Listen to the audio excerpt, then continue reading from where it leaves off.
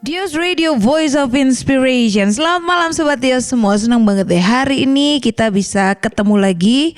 Pastinya di acara yang kamu tunggu-tunggu di setiap hari Jumat ya, dari jam 6 sore, dan acaranya adalah Jalan Kehidupan. Dan untuk malam hari ini kita sudah kedatangan narasumber yang akan men-sharingkan firman Tuhan pastinya.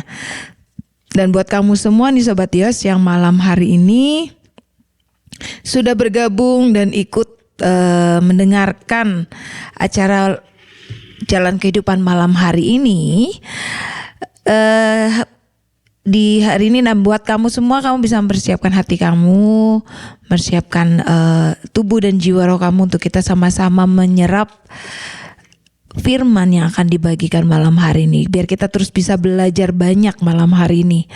Pagi hari ini adalah tepatnya tanggal 1 Maret. Nah, kita sudah memasuki bulan yang baru, dan dimana pasti kita akan belajar banyak hal di bulan yang baru ini, karena kita gak pernah tahu ya apa yang terjadi di depan kita, karena hanya Tuhan yang pegang kendali semuanya. Jadi buat kamu semua, yuk sama-sama biar Tuhan sendiri yang pegang kendali dalam kehidupan kita, dan semua yang terjadi pun dalam proteksi Tuhan yang sempurna. Dan seperti biasa, kalau tak kenal maka tak sayang, kita akan berkenalan dulu dengan beliau yang sudah hadir malam hari ini di studio. Ya, selamat malam Pak Kiki. Selamat malam Bapak Ibu Saudara semua, Shalom. Ya, mungkin saya akan lebih ini lagi kalau saya sebutnya Pak Kiki aja ya. Apa saja. Ya, dan malam hari ini kita akan mendengarkan sharing dari Pak Kiki tentang kenyamanan kemudian menyeberangi badai. Nah, ini tema yang luar biasa banget di malam hari ini. Dan sebelum kita mulai siaran kita malam hari ini, saya mau minta Pak Kiki untuk pimpin doa. Yuk, buka. Mari Bapak Ibu Saudara semua yang sedang bergabung dengan Dios, yuk Dios Radio kita berdoa. Kami mengucap syukur Tuhan buat waktu ini, kesempatan yang Kau berikan. Sekarang kami sehat, kami boleh mengerjakan apapun sepanjang hari ini. Kami tahu bahwa anugerah-Mu cukup. Terima kasih Tuhan kalau sekarang kami boleh berkumpul di Dios Radio Tuhan, dan kami tahu bahwa sungguh Engkau juga hadir bersama dengan kami. Engkau sedang memberkati juga apa yang menjadi acara sore malam hari ini. Mari Tuhan berbicara melalui hamba, layakkan, sucikan segala yang tidak benar, segala yang kotor, apapun spirit yang mau ganggu, kami tolak semua di dalam nama Tuhan Yesus. Menyingkir daripada rumah ini, daripada hidup kami semua. Roh Kudus kuasai hamba dan setiap kami yang juga bergabung, yang juga mendengar, yang juga melihat. Semuanya diberkati Tuhan. Yang disampaikan sederhana, jelas, jadi blessing buat setiap kami. Mari Tuhan, di atas semuanya hanya Engkau yang dimuliakan, hanya Engkau yang ditinggikan. Minta hadirat-Mu penuhi setiap kami. Hadir di sini Roh Kudus, pimpin dan sertai. Terima kasih dalam nama Tuhan Yesus. Kami berdoa mengucap syukur. Amin. Amin. Dan buat Sobat Dios semua, sepanjang firman ini dibagikan, kita sharing ini disampaikan, line WA sudah Isya buka di 0813 8722 7274. Ulang lagi ya, di 0813 8722 7274. Buat kamu yang mungkin mau bertanya langsung kepada Pak Kiki untuk malam hari ini sesuai dengan tema yang akan disampaikan. Jadi buat kamu semua, yuk sekarang siapkan hati kamu, persiapkan Alkitabmu untuk kita sama-sama belajar lebih dalam lagi mengenal Tuhan dan belajar tentang tema hari ini, yaitu kenyamanan kemudian menyeberangi badai. Silakan Pak Kiki. Nggak ada lagu dulu nih, langsung? Langsung saja. Oke. Yuk, jadi yuk saudara yang bergabung dengan Dios Radio, sederhana saja bahwa Saya suka obrolan yang ringan, santai, tapi saya percaya ada Roh Kudus yang bicara dalam setiap kita, memberikan kita juga hikmat, pengertian, sehingga kita semua bisa belajar. Saya percaya ketika Roh Kudus bicara mungkin remanya berbeda, mungkin pengertiannya berbeda, tapi saya percaya ketika Roh Kudus yang memberikan kita semua pengertian, semuanya akan menjadi baik, ya, semuanya akan mendatangkan kebaikan buat setiap kita, memberikan kita jawaban, memberikan kita arahan, dan semuanya bagi hormat dan kemuliaan nama Tuhan. Mau sapa dulu, apa kabar semua yang sedang bergabung sekarang maupun nanti, semua yang bergabung dalam acara ini. Saya percaya bahwa semua kita ada di dalam penyertaan Tuhan, di dalam perlindungan Tuhan. Tuhan pegang kendali atas segala sesuatu yang kita kerjakan. Saudara, sederhana saja, saya tadi pagi ditanya begitu ya oleh siapa, Brother Hans nih ya, mau tema apa gitu, apa sesuai dengan tema Ark of Christ bulan Maret ini. Saya pikir tidak, saya mau ambil subtema gitu ya. Apa, saya bilang nanti deh gitu ya. Belum ada yang pas gitu ya, belum kepikir juga.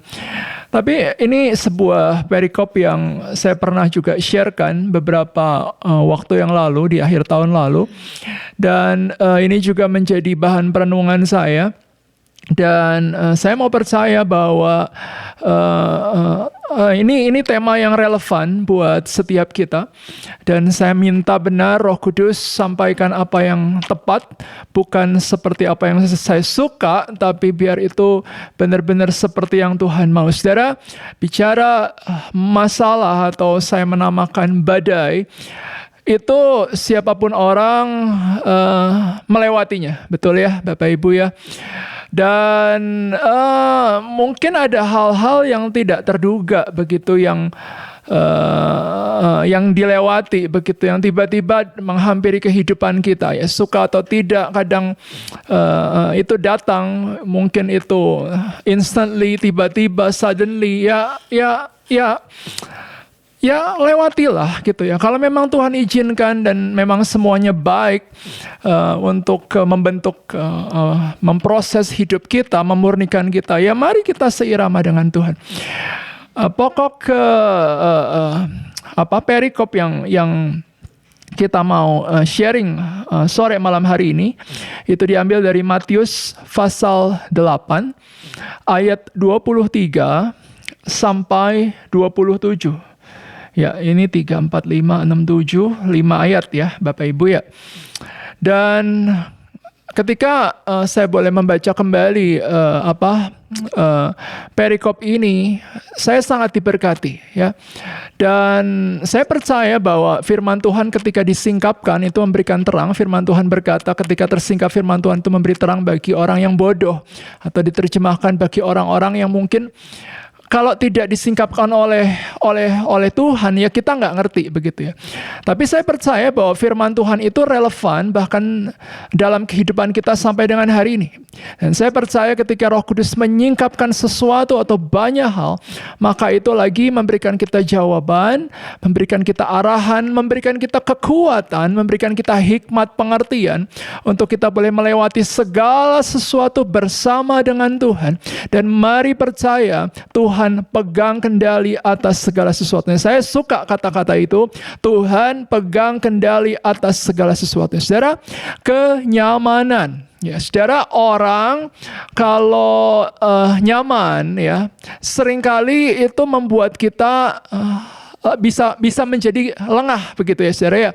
Kita bisa menjadi lengah ya. Saya diberkati dengan sharing semalam di Glorious Hall.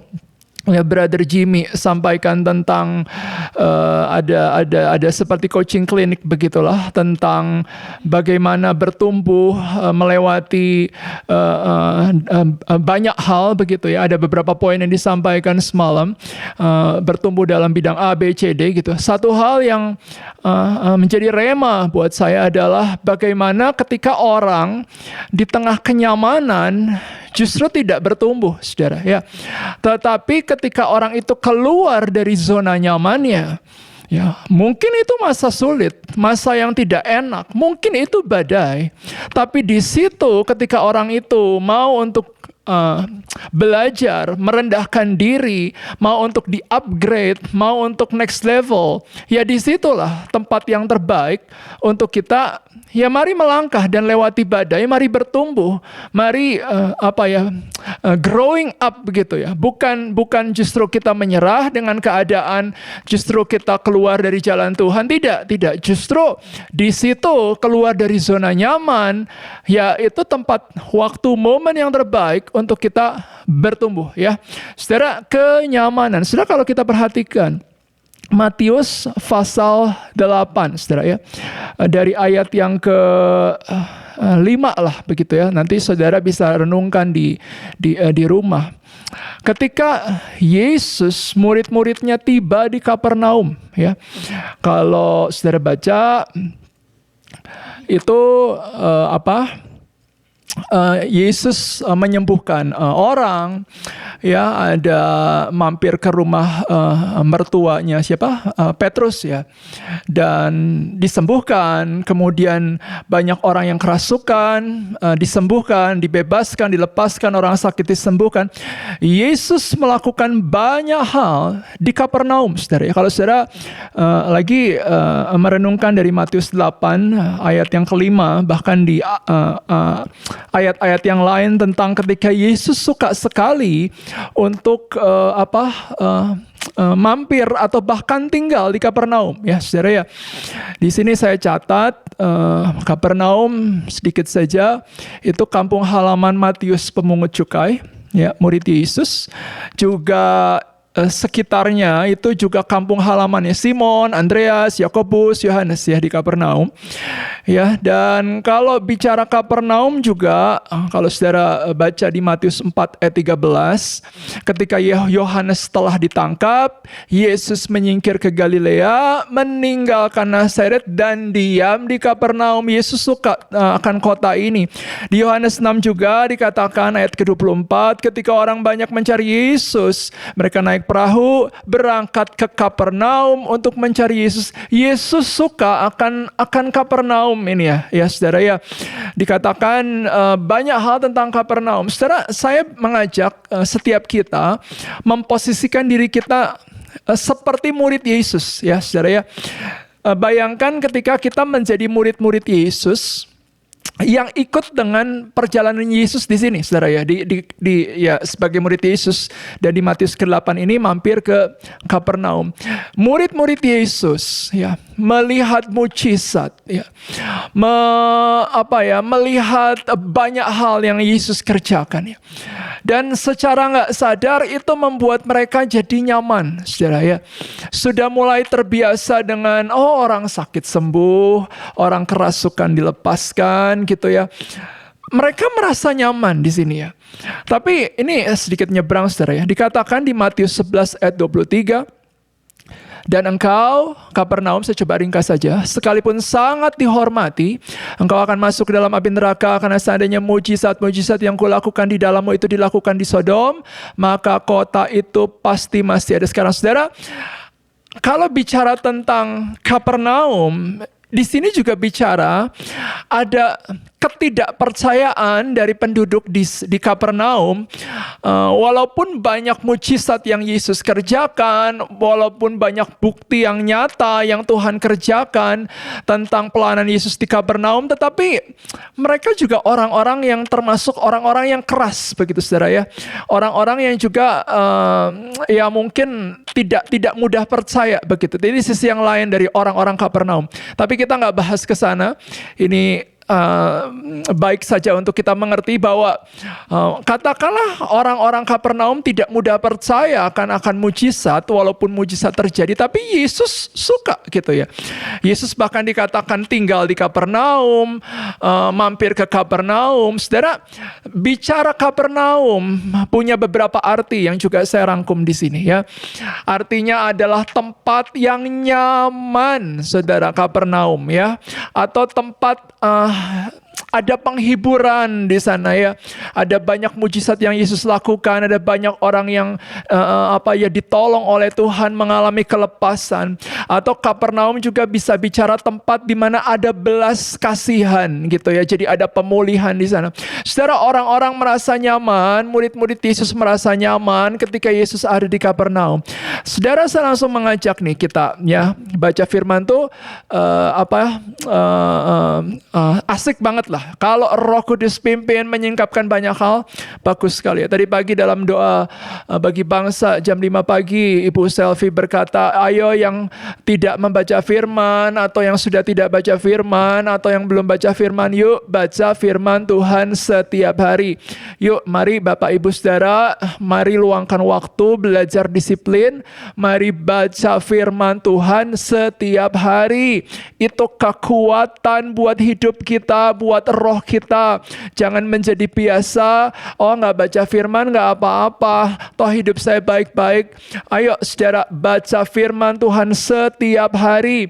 Ada pasal-pasal yang mungkin itu kuat, perkatakan dengan mulut kita. Saya percaya firman Tuhan itu roh dan kehidupan bagi setiap yang percaya. Ya saudara ya, saya ingat saya lahir baru tahun 2002, saya share ke banyak orang. Dan ketika saya lahir baru, cinta mula-mula, jatuh cinta dengan Tuhan. Saya baca firman Tuhan setiap hari saudara, jam 4 pagi sampai jam 5 pagi, 1 tahun penuh. Saudara, mau itu kerja, mau itu kuliah, saya belajar meluangkan waktu, komitmen jam 4 pagi sampai jam 5 pagi. Dan saya merasa, saya mengalami ada banyak pertolongan Tuhan.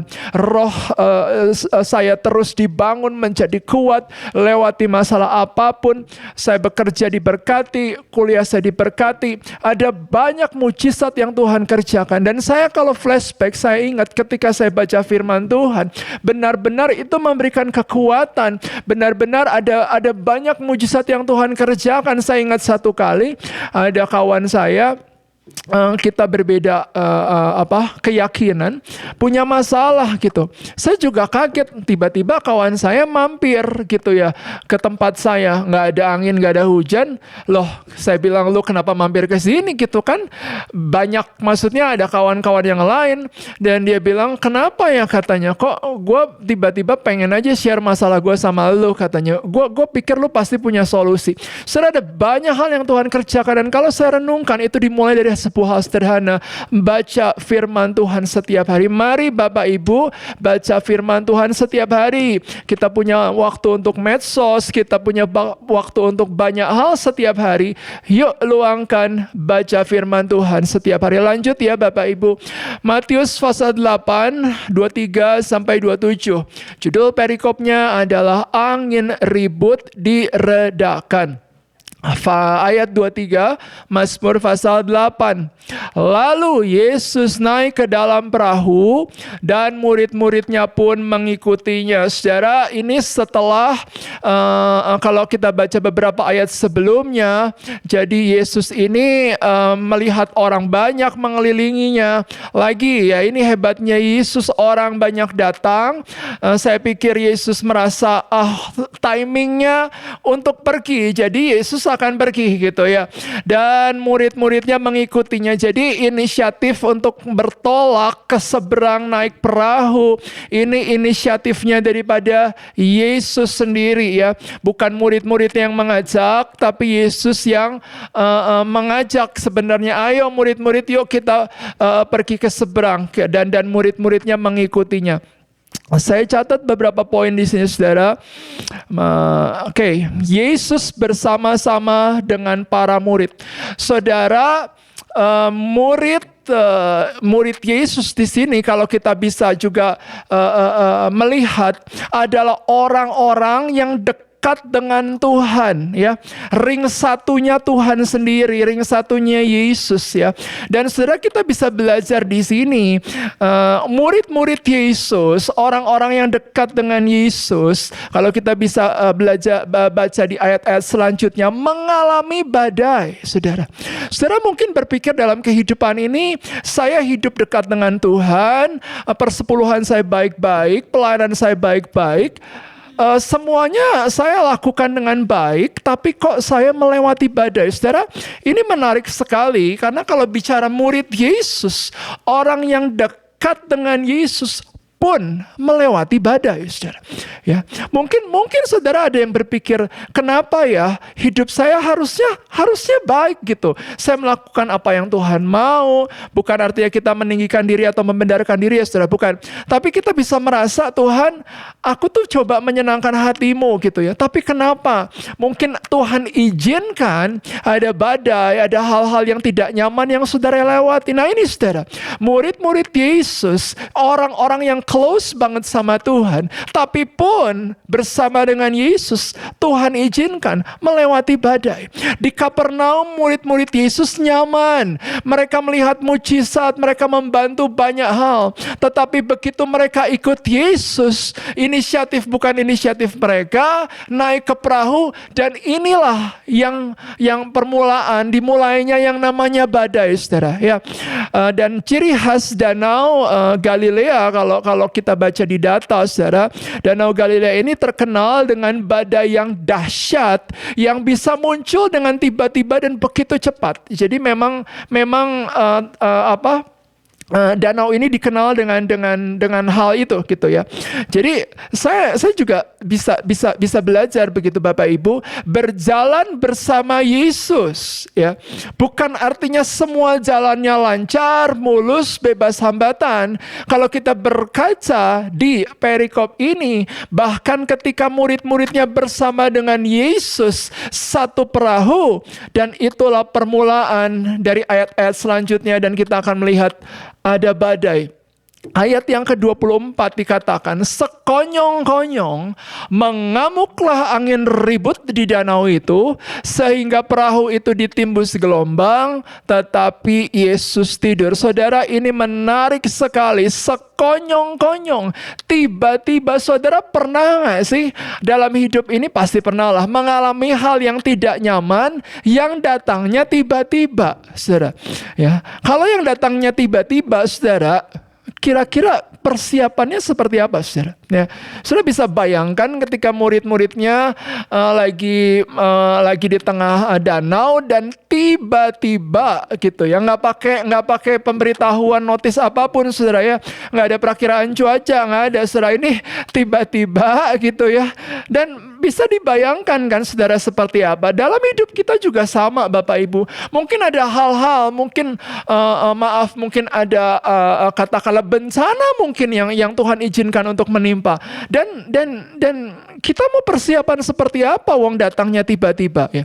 Cuma saudara, saya juga bisa merenungkan begini, Roh Kudus memberi pengertian, saudara, kehidupan kita day by day, setiap hari, bahkan setiap waktu, apapun yang kita kerjakan, sederhana misalnya saudara punya mesbah doa keluarga setiap hari, saudara baca firman Tuhan setiap hari, saudara pelayanan, apapun kesibukan saudara sadar atau enggak, semua kegiatan yang kita kerjakan sebenarnya itu kita sedang mempersiapkan untuk hari esok kita.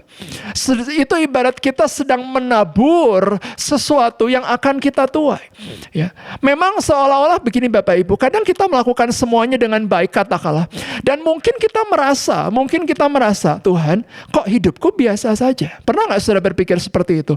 Aku lakukan ini sekian puluh tahun, aku tertanam dalam sebuah gereja, mengerjakan ini dan itu, tapi Tuhan, maaf ya, kok sepertinya hidupku biasa-biasa saja.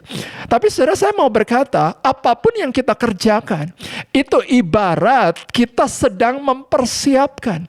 Ibarat kita sedang menggali fondasi, kita sedang memancangkan tiangnya, ibarat kita sedang menumbuhkan, membangun rumah, day by day, step by step, langkah demi langkah, itu yang kita kerjakan. Ya, dan ketika Tuhan izinkan ada badai yang tiba-tiba datang, nah itu saudara, gitu ya, itu momen di mana semua persiapan yang sudah kita bangun, ya itu akan memunculkan yang di dalam kita apa adanya, saudara. Ya, kita nggak bisa lagi ya di hadapan Tuhan kalau kita bicara satu sisi ya. ketika kita datang ke hadapan Tuhan begitu, kita nggak bisa bohong, saudara ya. Kita nggak bisa merekayasa kata-kata, kita nggak bisa merekayasa sesuatu, nggak bisa, ini apa adanya gitu ya. Jadi saudara, saya belajar dari sampai ke ayat ini bahwa apapun yang kita kerjakan, hal kecil sekalipun, kejujuran, integritas, semua yang kita bangun itu ibarat sebuah persiapan yang kita bangun. Sehingga ketika kita melewati masalah yang tiba-tiba, respon kita, apa adanya kita, yaitu berdasarkan base dari apa yang sudah kita bangun. Nah, bayangkan Bapak Ibu kalau kita hidupnya asal-asalan, kita hidupnya nggak karuan, kemudian Tuhan izinkan kita lewati badai yang tiba-tiba, kita nggak punya persiapan apapun, saudara. Respon kita juga berantakan, saudara ya. Saya percaya, saudara, ketika kita hidup di dalam Tuhan, ada hal-hal immediate, tiba-tiba suddenly yang Tuhan izinkan ada, tapi saya percaya semuanya tetap ada dalam kendali Tuhan. Mari percaya Bapak Ibu, di tengah badai apapun, kalau kita ada di tracknya Tuhan, kalau kita ada di dalam Tuhan, yuk latih iman percaya kita untuk kita next level. Percaya bahwa Tuhan pegang kendali atas segala sesuatunya. Ya, ayat 24 saya baca lagi. Sekonyong-konyong mengamuklah angin ribut di danau itu, sehingga perahu itu ditimbus gelombang. Saudara, saya juga renungkan di sini, saudara. Murid-murid Yesus, beberapa dari mereka adalah nelayan profesional, saudara ya, yang kerjaannya jelas di laut begitu ya, di danau gitu. Mereka sudah harusnya terbiasa dengan yang namanya badai, dengan yang namanya apapun hal-hal yang katakanlah cuaca buruk, ada gelombang, ada air masuk ke perahu, ada hal-hal apapun lah di laut, mereka harusnya sudah terbiasa gitu ya. Jadi kalau sampai murid-muridnya ini benar-benar panik, berarti ini bukan angin ribut biasa, saudara. Ini benar-benar kalau mungkin level 1 sampai 10 ini mungkin udah maksimum gitu ya, udah maksimal gitu ya, saudara ya. Dan kalau kita juga boleh renungkan, kalau ini benar bicara katakanlah ada Yesus, dan memang benar ada Yesus, ada murid-muridnya, maka saudara, kita juga bisa belajar, si jahat itu nggak suka dengan apa yang murid-muridnya kerjakan. Si jahat nggak suka apa yang Yesus mau kerjakan, saudara. Karena di depan, di perikop selanjutnya, kita bisa baca tentang banyak mujizat yang Tuhan kerjakan. Jadi saudara, kalau kita mengalami, Tuhan izinkan kita melewati badai, bisa jadi begini, saudara. Tuhan punya rencana yang luar biasa di depan. Si jahat ngerti, mungkin tahu, wah ini kalau aku biarin ini bahaya nih gitu. Makanya si jahat coba potong, si jahat coba ganggu, si jahat coba tekan dengan segala masalah, dengan segala trik, tipu daya, buat kita jadi terkecoh, terintimidasi, akhirnya kita kalah di tengah jalan. Nah, ini hati-hati Bapak Ibu. Ya, saya kalau kita jujur saja bicara pengalaman hidup kita, saya yakin Bapak Ibu pernah mengalami. Ada hal yang besar di depan, Tuhan punya rencana yang luar biasa, tapi si jahat ngintip nih. Wah, kayaknya kalau dibiarin ini bahaya nih ya. Makanya si jahat coba ganggu dengan segala trik apapun. Tapi lagi, mari percaya saudara, ketika kita ada di dalam Tuhan, mari percaya Tuhan pegang kendali, dan seperti firman Tuhan berkata, enggak ada kuasa apapun yang bisa mengganggu kita di luar kuasa Tuhan yang lebih besar, enggak bisa, saudara. Hayo percaya, kita akan terus melangkah sampai puncak destiny setiap kita. Amin, saudara. Lanjut lagi. Perahu ditimbus gelombang, perlindungan sempurna, Tuhan izinkan. Saudara, tadi mana? 24. Oke, tetapi Yesus tidur. Saudara pernah nggak merenungkan ayat ini mungkin lebih dalam gitu ya? Ada baiknya saudara kalau kita baca firman Tuhan dan ketika Roh Kudus beri rema, berhenti sejenak saudara dan kita renungkan. Saudara, kata tetapi itu pengertiannya adalah sesuatu yang seperti kontradiktif dengan kata-kata sebelumnya. Saudara ya, betul nggak? Saudara kan pernah ngobrol sama orang ya, mungkin saudara dipuji. Kamu tuh begini dipuji setinggi langit tapi ujungnya tapi. Nah itu kalau udah ada kata tapi biasanya itu anti klimaks saudara ya. Kalau ngobrol kan gitu ya, kita puji orang setinggi langit ujungnya tapi. Nah kalau udah ada kata tapi tuh ada sesuatu yang berbalik tuh biasanya saudara ya. Ya ini juga sama saudara ya. Ketika murid-muridnya panik ya, nelayan profesional panik ya, mereka benar-benar udah nggak tahu harus ngapain. Nah yang menarik Bapak Ibu, tetapi Yesus tidur saudara. Saudara bisa bayangkan gak sih? Ini lagi keadaan gawat di tengah danau gitu ya. Lagi bener-bener aduh gitu ya. Udah gak tahu nih. Udah mau gak tahu gimana. Saudara melihat Yesus tidur. Saudara kalau jadi murid Yesus gimana kira-kira saudara? Saudara ikut tidur atau gimana gitu saudara ya. Saudara Yesus nih manusia loh. Manusia juga gitu ya. Dan beberapa kalau kita baca kesimpulan. Yesus seharian perjalanan menyembuhkan banyak orang, pelayanan. Yesus juga manusia yang punya kelelahan jasmani, saudara ya. Jadi ya inilah Yesus, manusia yang kelelahan dan tertidur gitu ya. Tapi tertidur di sini juga bisa bicara satu sisi, yaitu sebuah ketenangan, saudara ya. Saudara, saya pikir nih ya Bapak Ibu ya, salah satu hal terbaik ya ketika kita melewati badai, apa saudara? Tidur, saudara. Benar gak sih? Jadi bersyukur Bapak Ibu yang mungkin punya karunia tidur cepat, nyenyak walaupun di tengah badai, mengucap syukur saudara. Ada banyak orang yang bisa jadi susah tidur gitu ya kalau ada masalah ya. Jadi kalau saudara melewati badai dan saudara masih Pak, saya tidurnya nyenyak. Wah, itu puji Tuhan saudara. Itu anugerah saudara ya. Saya pikir melewati badai ini Yesus loh. Yesus melewati badai. Gitu, dan Yesus ngapain saudara? Tidur ya. Dan kalau kita baca juga di ayat ini, pengertiannya benar-benar tidur saudara, bukan pura-pura tidur, beneran tidur saudara ya, tidur gitu ya. Jadi ya ayolah kita punya ketenangan ketika kita tinggal di dalam Tuhan, walaupun ini benar-benar sulit kalau kita renungkan kondisi badai di sini saudara ya. Lanjut Bapak Ibu, saudara, apabila melewati badai ya, kita nggak bisa berpura-pura, oh nanti begini ya, saudara kan ya mungkin bisa kita juga kalau naik pesawat misalnya ya, naik pesawat terbang. Kan sebelum naik pesawat, sebelum take off, nanti ada peragaan ini dan itu gitu ya.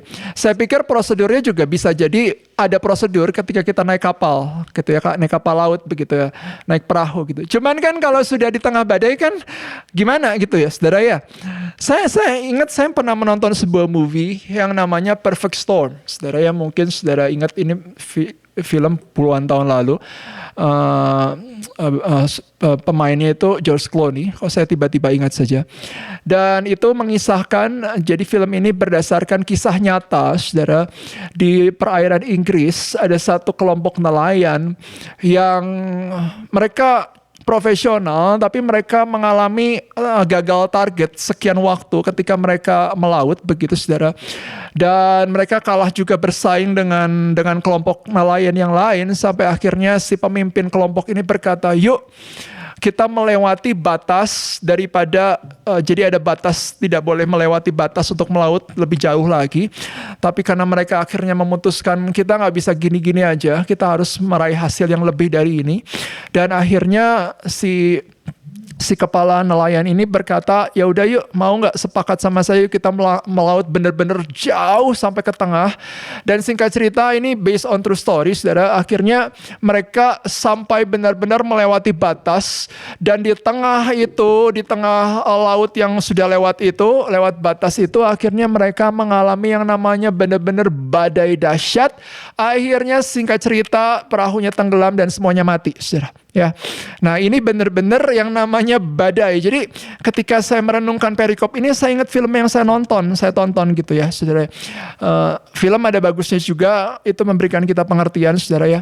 Tapi jangan edik juga, karena itu juga nggak bagus. Ya. Tapi saudara, kalau kita bicara perikop di sini, melewati badai bersama Yesus, akhirnya mereka sampai di tujuan. Betul ya, saudara ya. Jadi di sini juga kita bisa belajar Bapak Ibu. Badai kehidupan, masalah, tantangan yang kita lewati itu memberikan kita dua hasil atau dua jawaban.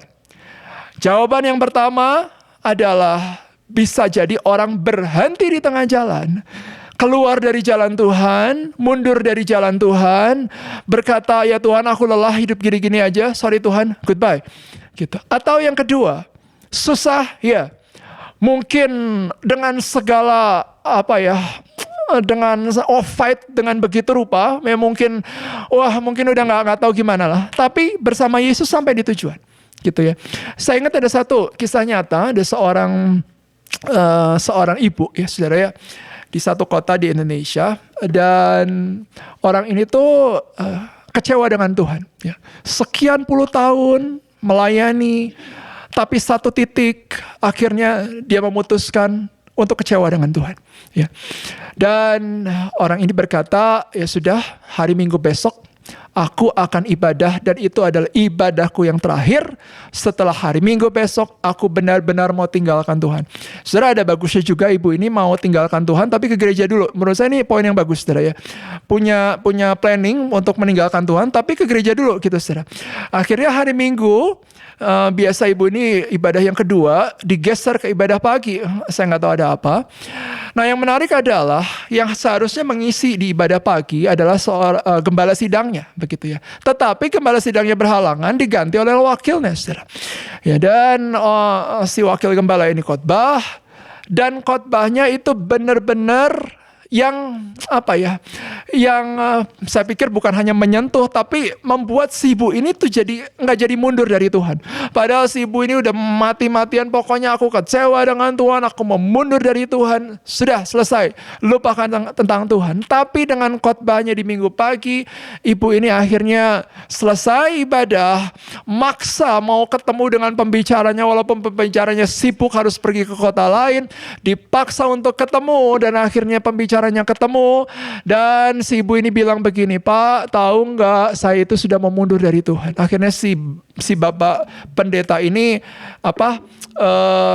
meluangkan waktu dan ngobrol akhirnya begitu ya sebentar saja ya. Kenapa Bu cerita bla bla bla bla. Saudara, dari kisah nyata ini saudara, kita juga bisa belajar bahwa ya itu yang namanya ketika orang kecewa dengan Tuhan, ketika orang, saya sudah nggak kuat lagi di tengah badai, saya sudah mau berhenti. Bisa jadi, saudara, bisa jadi. Orang bisa saja keluar dari jalan Tuhan. Sekalipun anak Tuhan, pelayan Tuhan, saudara, hidup kita pelayanan kenal Tuhan puluhan tahun tidak menjamin kita cukup dewasa dan cukup kuat. Yang menjamin kita cukup dewasa dan cukup kuat adalah ketika kita setiap hari ikut dengan Tuhan, saat teduh, baca Alkitab, day by day. Pengikutan kita dengan Tuhan bicara apa yang kita kerjakan setiap hari Bapak Ibu. Kalau kita katakanlah begini, oh Pak dulu saya kenal Tuhan, dengar suara Tuhan audible, dulu saya melakukan banyak hal buat Tuhan. Tapi dulu Pak, sekarang hidup saya biasa, itu gak jaminan Bapak Ibu. Yang membuat kita kuat untuk kita sampai di garis akhir adalah ketika setiap hari kita hidup mengenal akan Tuhan, mencari akan Tuhan. Ya. Mau saat suka, duka, mau hal yang lagi mood, in the mood atau enggak lagi mood, atau mau hal apapun, mau badai, mau apapun, kalau kita mau belajar setia ikut Tuhan, itu kekuatan kita Bapak Ibu. Ya. Jadi saya ngerti hari ini, saya kenal Tuhan sudah lama, enggak jaminan saudara. Yang menjamin kita adalah kalau sekarang kita ada di dalam Tuhan. Mungkin keadaan kita lagi buruk hari ini. Mungkin kita sedang melewati masalah yang tidak mudah. Tapi kalau kita ada on track, di dalam tracknya Tuhan, saya percaya Tuhan beri kekuatan. Gitu, saudara ya. Jadi Bapak Ibu, hidup kita dengan Tuhan itu day by day gitu ya. Mari jangan menyerah dengan keadaan apapun. Never give up Ayo belajar, never surrender, ayo percaya. Saya ngomong gini bukan dalam arti saya kuat dan lebih dari saudara, tidak. Saudara. Kita sama-sama belajar, saudara ya. Jadi sampai ayat mana? 24. Oke, Matius 8 ayat 25.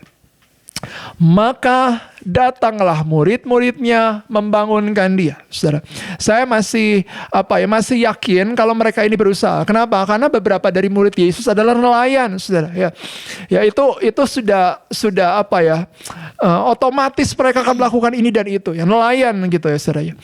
Datang murid-muridnya membangunkan dia, katanya, Tuhan tolonglah kita binasa gitu ya. Kalau saya pakai bahasa sehari-hari, Rabi, ini tuh kita udah mau game over nih, gimana gitu ya. Nah, saudara, ini menarik lah ya. Ketika murid-muridnya datang kepada Yesus dan Yesusnya tertidur, dibangunkan gitu ya. Di sini saya catat, dikatakan, Tuhan tolonglah kita binasa. Ini kata murid-muridnya, saudara. Saudara, kalau saya mau ngajak kita berpikir sedikit begini, Bapak Ibu. Tuhan Yesus datang ke bumi untuk menyelamatkan orang berdosa. Yesus tidak menghendaki satu pun dari kita binasa. Jadi kita bisa ngerti ketika murid-muridnya berkata, Tuhan tolonglah kita binasa. Tuhan gak mau kita binasa, saudara. Kalau kita berseru kepada Tuhan, membangunkan Tuhan, doa, puasa, Tuhan aku kepepet, Tuhan aku gak tahu lagi kudu ngapain, dan kita benar-benar cari Tuhan, saya mau percaya Tuhan tidak menghendaki kita binasa. Dengan kata lain, kalau kita punya masalah, kita punya tantangan, Tuhan juga tidak akan untuk tidak menolong kita. Mari percaya Bapak Ibu, memang pertolongan Tuhan adalah pada waktunya, dengan caranya, dalam semua apa yang Tuhan mau. Tapi kita bisa percaya di sini bahwa kalau kita minta tolong dengan Tuhan, berseru membangunkan dia, Tuhan tidak tertidur. Tuhan akan bangun, saudara. Makanya Bapak Ibu, ketika ada masalah, ada badai, itu tuh memberikan kita pilihan. Kita mau stay dalam arti ya udahlah mampus deh, ya udah gimana lah. Atau kita akan berdiri, kita akan menjerit sama Tuhan, kita akan berdoa, kita akan berpuasa, kita akan melakukan apa yang Roh Kudus gerakan. Ayo lakukan, do something, bangunkan dia, sehingga Tuhan akan bangun dari tidurnya dan menolong kita, saudara. Ya, saudara, ayat ke-26, Yesus berkata kepada murid-murid, mengapa kamu takut, kamu yang kurang percaya? Lalu bangunlah Yesus menghardik angin dan danau itu, maka danau itu menjadi teduh sekali. Saudara, ini ayat luar biasa. Dikatakan apa? Saudara renungkan ya. Coba. Yesus berkata, mengapa kamu takut? Yesus bangun, enggak menghardik si danaunya dulu, enggak, saudara. Yesus tidak berkata kepada badai dulu, enggak, saudara. Yesus berkata kepada murid-muridnya dulu, mengapa kamu takut? Saudara, di sini kita bisa belajar.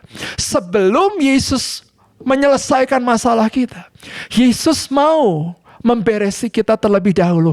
Iman kita yang mungkin sedang tenggelam. Saudara, betul ya, saudara ya? Sebelum Yesus membereskan masalah kita, ya, Yesus bisa membereskan masalah langsung, bisa. Tapi yang Yesus bereskan terlebih dahulu, kitanya dulu, saudara. Gitu. Di sini kita juga bisa belajar seolah-olah gini. Yesus mau berkata kepada murid-muridnya, kamu juga bisa, gitu loh. Ya. Karena kamu kurang percaya. Diterjemahkan iman yang kecil. Punya iman, punya, tapi kecil. Percaya tapi kurang. Seperti ada satu limit yang gak nyampe, saudara. Limitnya gak cukup, gitu ya. Kalau saudara mau membeli sesuatu tapi uangnya gak cukup. Punya uang, punya, tapi uangnya gak cukup, gitu ya. Jadi seperti ada sebuah takaran yang belum sampai, seperti ada cawan yang belum penuh, gitu ya. Jadi Yesus mau berkata seolah-olah gini loh, kamu juga bisa kalau kamu punya iman yang sama dengan imanku, saudara. Dan saya memperhatikan Bapak Ibu di sini. Semoga kata-katanya sama, catatannya ada ya, saudara. 8:26. Kayaknya saya catat di yang lain. Tapi saudara, kita bisa belajar. Ya, tadi 8:26 saya ayatnya. Oke. Saudara, ketika kita punya iman, ya, punya iman yang sama, punya takaran yang sudah cukup, ya. Yesus seperti mau mengajarkan begini, kamu juga bisa. Gitu, saudara. Makanya saudara, ayat ini juga bicara, ayo bangun, ya, iman kita. Susah, ya susah. Kalau di tengah badai itu susah, saudara. Kita nggak bisa lagi berpikir panjang seolah-olah kalau di tengah badai. Tapi ayo dong Bapak Ibu, kita datang mendekat kepada Tuhan. Jangan justru, aduh ini udah susah banget, terus kita malah menjauh, dan akhirnya kita keluar daripada tracknya Tuhan. Tidak boleh seperti itu, saudara. Ya. Setelah Yesus memberesi murid-muridnya, bangunlah Yesus menghardik angin dan danau itu. Menghardik gimana, saudara? Berkata-kata. Saudara sadar gak sih? Kita nih Bapak Ibu, Ark of Christ, doa bagi bangsa hari ke 1300 sekian. Saudara, ada banyak deklarasi yang setiap pagi kita naikkan.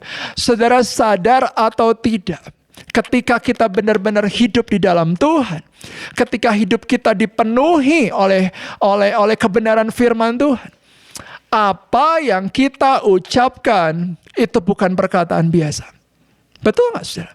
Ada satu kisah nyata, satu pohon tua keramat ditebang, ya saudara ya, nggak bisa-bisa, saudara. Akhirnya si penduduk lokal di situ, saudara tahu apa yang dilakukan? Mereka setiap hari, setiap waktu mungkin berapa jam, mereka memperkatakan hal-hal yang buruk tentang pohon itu. Dan pada akhirnya pohon itu tumbang, saudara. Saudara, kuasa perkataan orang percaya. Firman Tuhan berkata, hidup dan mati dikuasai lidah. Siapa suka menggemakannya akan memakan buahnya. Tapi begini Bapak Ibu, kita tidak berkata-kata seperti yang kita mau dalam arti sembrono, sembarangan, tidak. Kita akan berkata-kata seperti pimpinan Roh Kudus. Maksud saya begini, ketika kita hidup di dalam Tuhan, ya, ketika kita hidup seirama dengan Tuhan, saya percaya ada hal-hal yang Tuhan taruh untuk kita perkatakan. Gitu. Jadi kita nggak milih ayat sembarangan juga yang kita mau juga. Saya pikir ya jangan gitu ya. Tapi maksudnya seirama. Kalau kita mau mengatakan apa, seirama dengan apa yang Tuhan mau, saya percaya itu pasti jadi. Ya, saya percaya apa yang kita ucapkan itu bukan perkataan biasa. Saudara, hari-hari ini mungkin kita ada di tengah badai, yuk perkatakan firman Tuhan. Seperti yang Roh Kudus taruh, ingatkan di dalam hati kita ada firman Tuhan, ada apa? Perkatakan. Itu akan mengubahkan badai hidup saudara, dan itu akan menghentikan badai hidup saudara. Mari perkatakan, mari seirama dengan Tuhan. Baca firman Tuhan dan perkatakan firman Tuhan. Lanjut Bapak Ibu, bangun Yesus menghardik angin dan danau itu menjadi teduh sekali. Saudara, menarik di sini. Ayat 24, sekonyong-konyong tiba-tiba mengamuklah angin. Di ayat yang ke-26, kalau itu diterjemahkan dalam terjemahan The Passion atau New Living, itu ada kata instantly. Jadi ketika Yesus menghardik, dan itu juga tiba-tiba angin dan danau menjadi teduh. Masalah badainya datang tiba-tiba, kelarnya juga tiba-tiba, saudara. Nggak pakai lama gitu, saudara ya. Jadi, dan ini kalau dipakai di kata Greek atau Hebrew-nya, ini sebuah kata yang memang sama. Cuman saya nggak catat di sini, saya catat di nggak tahu di mana lah gitu ya. Jadi kata yang sama gitu, saudara. Jadi masalah badainya datang tiba-tiba. Tapi ketika Yesus menghardik, itu juga instantly selesai, saudara. Saudara, saya mau percaya ketika Tuhan memberikan kita hikmat untuk kita bergerak dalam ketepatan, saya percaya ada kemuliaan Tuhan yang dinyatakan. Yuk seirama dengan Tuhan. Kita nggak bergerak konyol, saudara. Kita nggak berjeri lelah untuk sebuah hal yang sia-sia. Tidak. Kalau kita melangkah melakukan semua di dalam ketepatan, saya percaya apa yang kita kerjakan itu sedang menanti waktu penggenapannya. Karena ada Tuhan yang bekerja. Lanjut ya Bapak Ibu. Ayat 20 berapa tuh? 7. Oke. Dan heranlah orang-orang itu, katanya, Orang apakah Yesus ini sehingga angin dan danau pun taat kepadanya? Ini satu sisi saja yang saya catat, saudara. Kata taat di sini itu ada satu dalam bahasa Yunani itu dipakai kata hipakuo, ya. Dan Lukas 17 ayat 6. Jawab Tuhan, kalau sekiranya kamu mempunyai iman sebesar biji sesawi saja, kamu dapat berkata kepada pohon ara ini, terbantulah engkau dan tertanamlah di dalam laut, dan ia akan taat kepadamu. Taat di sini menggunakan kata yang sama dengan taat yang Matius 8 ayat 27. Dan kalau kita berkaca di Lukas 17 ayat 6, ini bicara tentang iman sebesar biji sesawi. Jadi secara nggak langsung Yesus punya iman sebesar biji sesawi atau lebih, tapi murid-muridnya bahkan nggak nyampe imannya, saudara. Ya, sebuah hal yang sederhana sebenarnya, tapi ya itulah, saudara. Kalau kita melewati badai, unpredictable, tiba-tiba kita nggak tahu kudu ngapain, ya itu, saudara, apa adanya yang di dalam kita akan keluar. Kalau kita memang hidup di dalam Tuhan, ya itu akan keluar. Kalau kita hidupnya tidak di dalam Tuhan, ya itu juga yang akan keluar, saudara. Kita nggak bisa bohong ketika kita melewati badai. Apa yang di dalam kita, itu akan muncul ke permukaan, saudara. Ya. Tapi Lukas 17 ayat 6 ini luar biasa, saudara. Ini mengingatkan kita tentang iman, sebuah kehidupan yang kita bangun bersama dengan Tuhan. Ya. Dan lanjut ya, saudara, ya. Di sini kalau kita terus baca sampai perikop selanjutnya, ini ambil waktu sedikit, saudara. Saudara, mereka melewati 5 ayat badai untuk sampai kemana sih? Ya. Perikop yang terakhir dari Matius pasal 8, saudara. Ya. Singkat saja, Yesus mengusir roh jahat dalam ada 1 orang, tapi Matius berkata 2 orang. Ya, kalau kitab Markus dan Lukas berkata 1 orang yang kerasukan roh jahat, ya.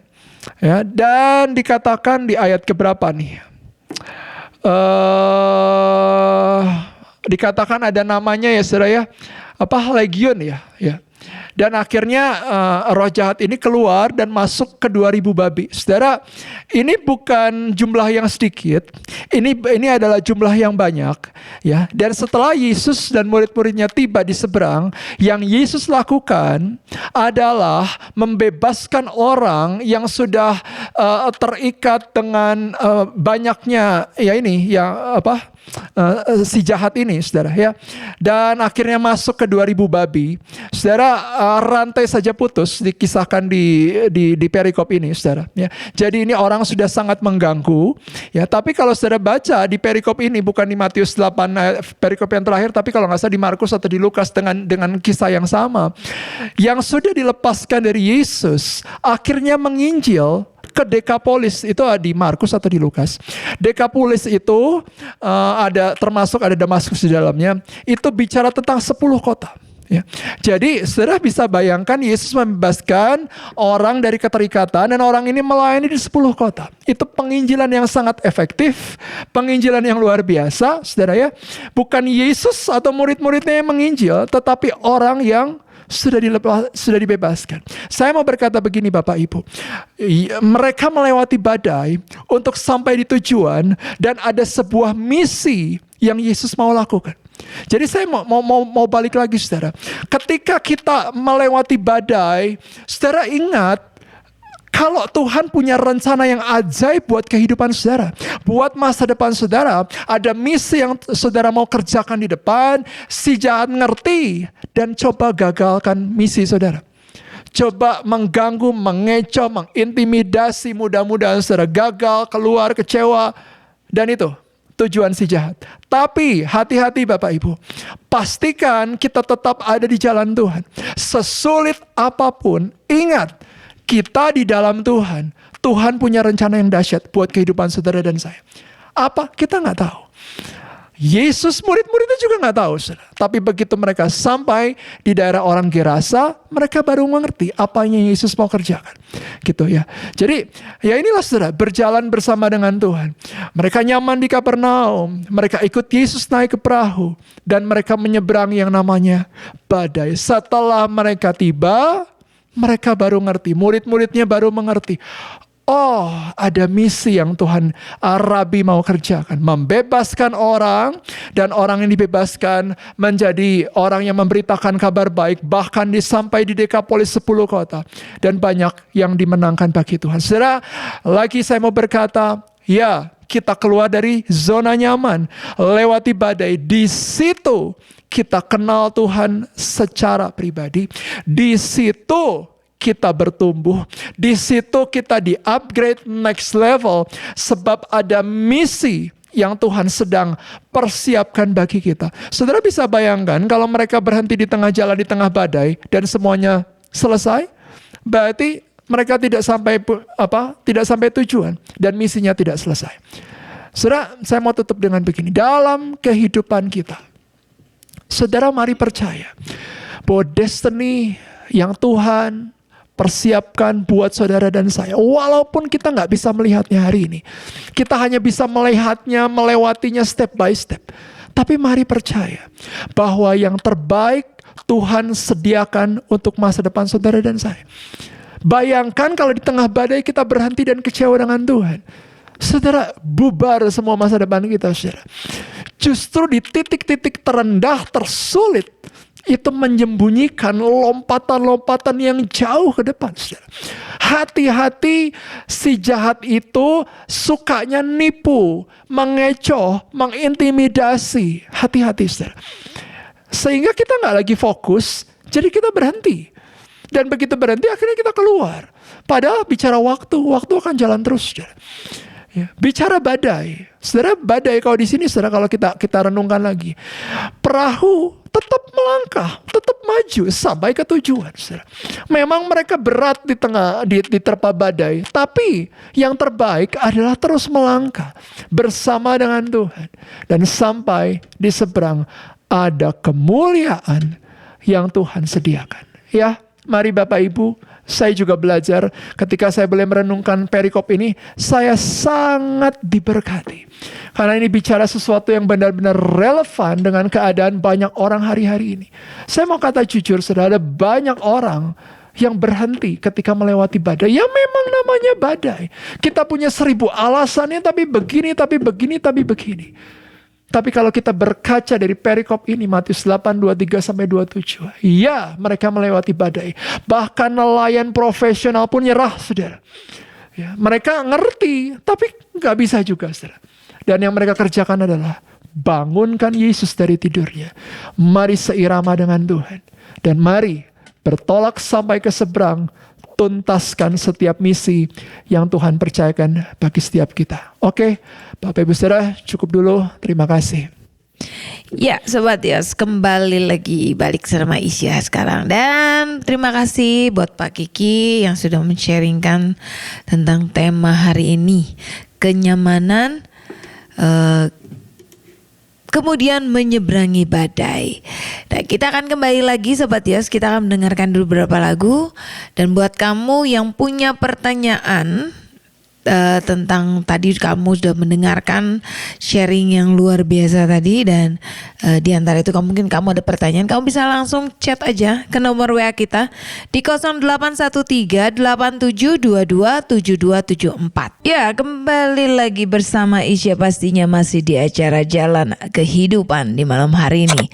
Dan kita sedang tadi kita sudah mendengarkan sharing tentang kenyamanan, kemudian menyeberangi badai. Di kisah yang tadi diangkat juga, ini yang diambil adalah dari Matius 8. Dari Matius 8 ayat 23 hingga 27. Nah, buat kamu semua nih Sobat Yos yang punya pertanyaan, yang ingin bertanya pada Pak Kiki bisa langsung chat ke nomor WA kita di 0813 8722 7274. Siulang lagi ya di 0813 8722 7274. Oke, saya ada pertanyaan nih Pak Kiki. Tadi kan dibilang tentang di mana mereka tuh sudah nyaman di satu tempat ya kan, tiba-tiba harus pergi keluar gitu kan. Udah pasti ketika pergi dari satu kenyamanan akan menghadapi banyak kendala. Ya contohnya seperti tadi ya kan, yang ngalamin badai, yang ngalamin hal-hal yang pasti ada hal-hal yang tidak enak yang dialami, gitu. Cuman yang jadi masalah sekarang adalah banyak orang yang, padahal dia tahu nih, dia harus keluar dari kenyamanan itu untuk dia bisa istilahnya bertumbuh. Karena kalau ya kita bilang ketika kita mau mengizinkan Tuhan untuk, oke Tuhan aku mau nih keluar dari kenyamanan ini untuk aku bisa bertumbuh lagi. Karena kalau cuman di situ aja tidak akan ada pertumbuhan apapun. Ya. Nah, ini kan yang jadi masalah adalah banyak orang yang tidak mau, dan mungkin juga mereka nggak sadar gitu kalau sebenarnya mereka tuh sedang tidak tumbuh di situ dan memang harus keluar. Yeah. Nah, gimana caranya nih? Mungkin Kiki punya satu pengalaman yang menghadapi satu pribadi yang dia tahu nih dia udah di zona nyaman dan dia harus keluar dari situ untuk dia lebih bisa berkembang lagi. Gitu. Gimana caranya untuk kita menyampaikan hal itu sama orang ini nih? Karena kan seperti yang tadi kan ini memang ini kan memang kondisinya adalah Tuhan Yesus saat itu bersama dengan murid-muridnya. Ya kan, Yesus ada di sana gitu kan. Nah, ini dalam kehidupan kita sehari-hari nih Ki. Jadi gimana caranya biar kita kasih tahu nih, ini loh kamu kalau mau berkembang ya harus keluar melakukan sesuatu yang istilahnya beyond, lebih dari apa yang biasa kamu lakukan. Gitu. Nah, kalau berdasarkan Kiki nih, dari Pak Kiki sendiri, gimana sih caranya kita ngasih tahu nih orang ini nih? Padahal benar-benar ya istilahnya kita udah lihat sendiri bahwa tidak ada perkembangan apapun karena dia udah terlalu nyaman di situ. Satu sisi tidak mudah ya, karena kalau orang sudah nyaman, ya seperti orang itu terikat dengan habitnya begitu, dengan kebiasaan. Itu memang tidak mudah. Itulah sebabnya Tuhan izinkan hal-hal yang membuat orang ini bangun gitu dari tidurnya, ada masalah, ada tantangan gitu. Ya itu seperti yang sharingnya tadi malam lah, yang Brother Jimmy share tentang Nokia, tentang BlackBerry gitu ya.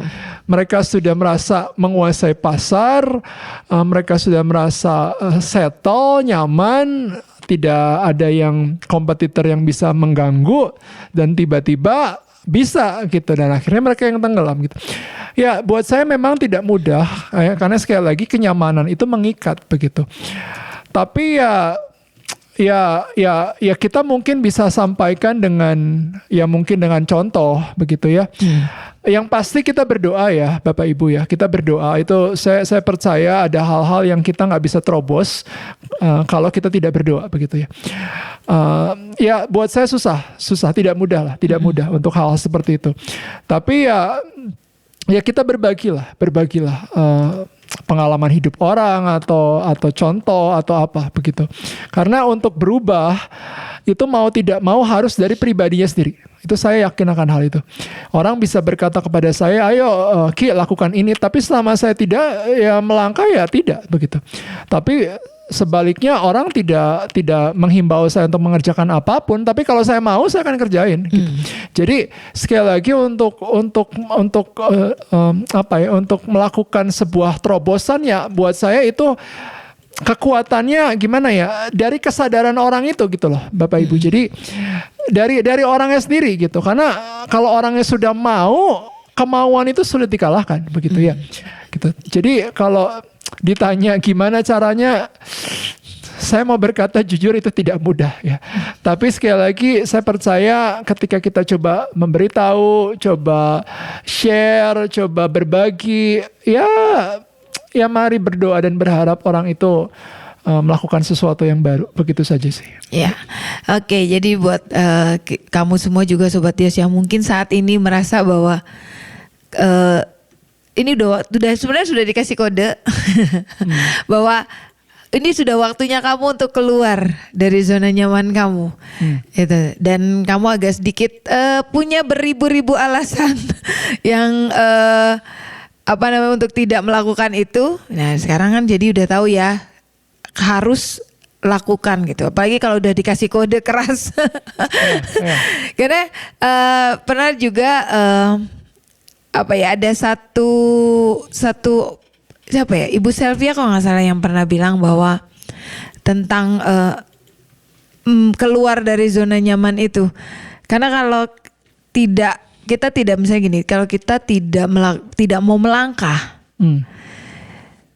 kita nggak akan pernah bisa memperluas istilahnya seperti yang talenta yang Tuhan kasih. Kita tidak bisa mengembangkan itu. Kapasitas kita itu tidak akan bisa berkembang kalau kita tidak mau melangkah. Yang ada kita cuman stuck di situ aja terus dan merasa nyaman dan udah. Buat saya ini sudah cukup. Makanya yuk Sobat Dios, sekarang udah bukan waktunya lagi untuk kita ngerasa bahwa oke, ini memang udah tempatku. Ini udah waktunya untuk kita yuk keluar dari zona nyaman itu. Amin. Pastinya ngalamin badai seperti yang tadi udah Pak Kiki sampaikan tentang gimana ketika Tuhan Yesus dan murid-muridnya naik perahu tiba-tiba istilahnya mah kalau orang Sunda bilang mah ujuk-ujuk aja. Tahu datang angin ribut gitu kan. Tamu tak diundang gitu kan. Tapi ternyata mereka tuh bisa ada sesuatu yang menjadi tujuan sesungguhnya. Yang mereka sendiri mungkin juga gak sadar kalau ada tujuan itu. Makanya jangan lihat apa yang kamu alami sekarang. Lihat apa yang menjadi yang keinginan hati Tuhan, tujuan Tuhan tuh apa sampai kamu harus keluar dari situ.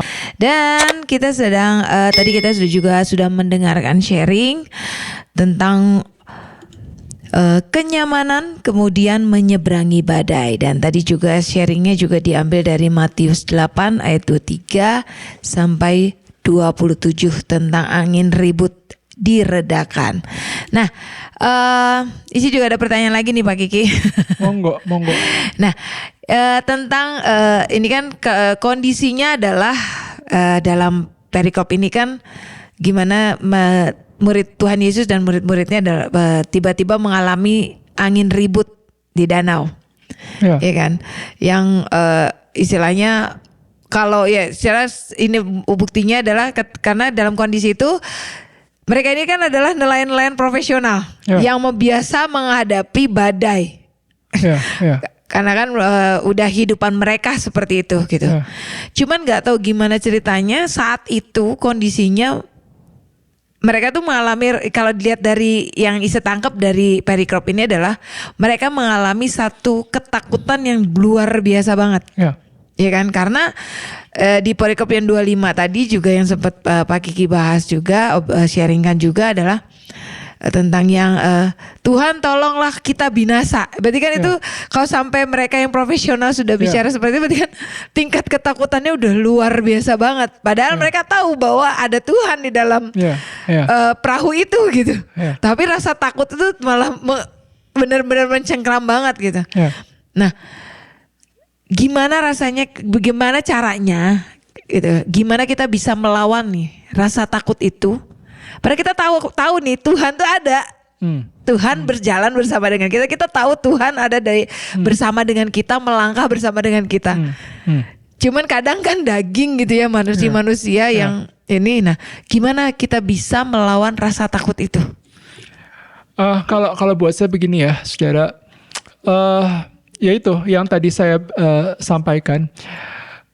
Itu bagaimana satu kedewasaan rohani kita yang sudah kita bangun setiap waktu dari yaitu baca Alkitab, dari kita saat teduh, kita kenal Tuhan. Nah itu kan membuat kita dewasa. Atau yang kedua, gini, kalau kondisi rohani kita sedang sehat, sedang bugar gitu ya. Kita nih sehat nih, sekarang kita sehat gitu. Tapi belum tentu kita bugar. Kita sehat, kita nggak sakit apa-apa. Tapi mungkin kita nggak bugar karena kita capek seharian beraktivitas. Mungkin kita berpikir terlalu banyak. Mungkin kita makan kekenyangan mungkin ya. Sehat mah sehat, tapi kita nggak cukup bugar gitu. Nah rohani juga saya pikir sama gitu. Jadi sehat tapi nggak bugar gitu loh. Mungkin karena kita ya itulah karena ketakutannya berlebih, kekhawatirannya berlebih, atau mungkin karena apa lagi ya mungkin kita sedang tidak saat teduh kita berantakan, mungkin baca firman kita berantakan, mungkin tahu firman tahu, ngerti firman ngerti, tapi nggak ada kekuatan di dalamnya karena kita tidak menghidupinya. Karena kehidupan rohani kita sedang tidak baik-baik begitu ya. Jadi ketika badai yang tiba-tiba itu datang, lah kita dalam kondisi yang tidak cukup sehat, tidak cukup fit ya susah gitu ya. Tapi saya percaya kalau memang benar-benar tepat nih saudara ya, kita lagi sehat, rohani kita lagi bugar, ya respon kita saya yakin punya perbedaan gitu ya. Walaupun tetap ini judulnya badai ya saudara ya. Kan kita bisa pasti ada pengalaman gini Bapak Ibu. Kita melewati masalah.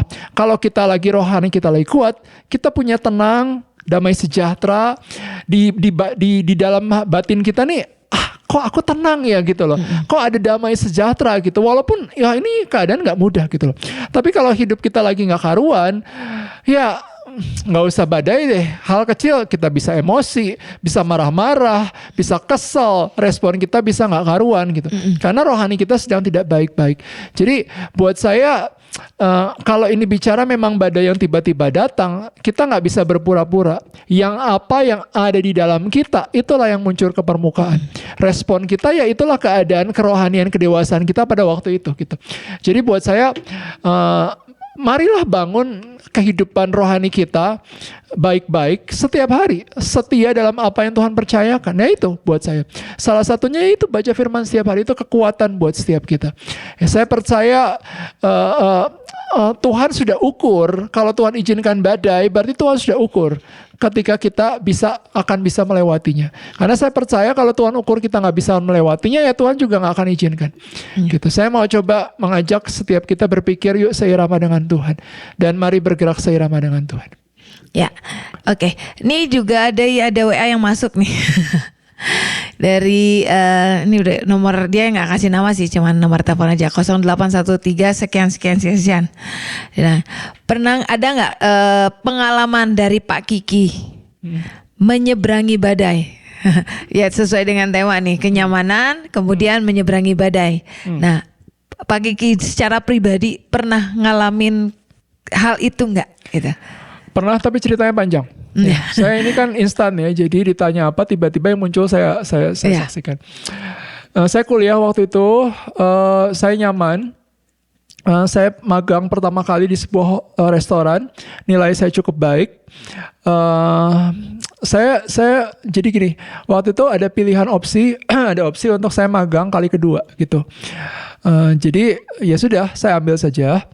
Nah, ada dua pilihan waktu itu, kampus yang mencarikan tempat buat saya, buat mahasiswa, atau cari sendiri gitu ya. Karena saya udah overconfident, saya pikir sudahlah, saya akan cari tempat sendiri gitu ya.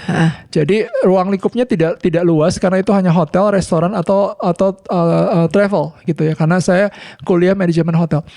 Jadi saya sudah magang pertama dan sukses. Jadi kali kedua saya cari sendiri gitu. Saya merasa nyaman, nilai saya cukup baik, ya sudah, saya nyari sendiri. Dan puji Tuhan saudara, tidak diterima. Jadi semua, saya melamar ke 10 tempat, hotel, dan tidak ada yang menerima saya gitu. Sampai akhirnya last minute, waktu itu saya mau nggak mau saya datang ke kampus, saya ketemu dengan dosen saya dan saya minta tolong gitu ya. Padahal dosen saya tuh seperti gini loh, aduh istilahnya tuh gini, udah kepepet baru datang gitu ya. Padahal mah dari awal juga kalau mau kita cari kan boleh gitu, tapi dasar saya enggak lah, saya nyaman kok, saya bisa kok gitu ya. Dan puji Tuhan, saya waktu itu saya tinggal di satu tempat dan seminggu lagi expire, tempatnya saya harus keluar. Kemudian izin tinggal saya juga mau habis gitu ya. Tempat kerja belum ada gitu ya. Jadi buat saya itu sebuah momen, akhirnya saya memutuskan saya ambil 2 puasa gitu.